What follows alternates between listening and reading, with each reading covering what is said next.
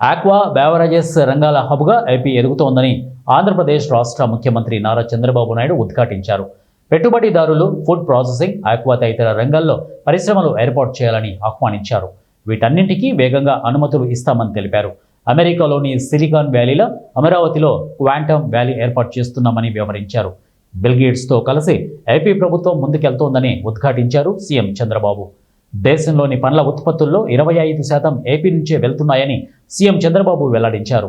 రైతుల కోసం అంతర్జాతీయంగా కొత్త మార్కెట్లను అన్వేషిస్తున్నామని చెప్పుకొచ్చారు. కర్నూలు జిల్లాలోని ఓర్వకల్ డోర్న సిటీగా రూపుదిద్దుకుంటోందని తెలిపారు. ఏపీలో 9 ఫుడ్ ప్రాసెసింగ్ పార్కులు ఉన్నాయని వివరించారు. ఫుడ్ ప్రాసెసింగ్ రంగంలో ఎన్నో అవకాశాలు ఉన్నాయని తెలిపారు. ఈజ్ ఆఫ్ డూయింగ్ బిజినెస్లో ప్రథమ స్థానంలో ఏపీ ఉందని ఉద్ఘాటించారు. ఇవాళ ఇండియా ఫుడ్ మ్యానుఫ్యాక్చరింగ్ సదస్సులో సీఎం చంద్రబాబు పాల్గొన్నారు. జ్యోతి ప్రజ్వలన చేసి ఈ సమ్మిట్ను సీఎం ప్రారంభించారు. Trade promotion council of India ఆధ్వర్యంలో ఇండియా ఫుడ్ మ్యానుఫ్యాక్చరింగ్ సమ్మిట్ నిర్వహిస్తున్నారని తెలిపారు.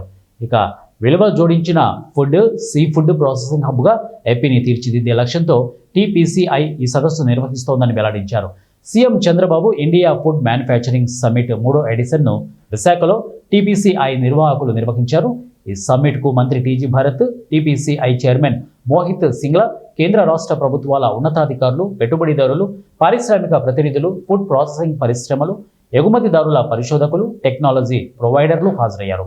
ఈ సందర్భంగా ఫుడ్ ప్రాసెసింగ్, బ్యావరేజ్, ఆక్వా, ఇతర వ్యవసాయ ఆధారిత పరిశ్రమల ఏర్పాటుకు ఏపీలో ఉన్న అపారమైన అవకాశాలు, మౌలిక సదుపాయాలు, ప్రభుత్వ పాలసీలపై సీఎం చంద్రబాబు వివరించారు.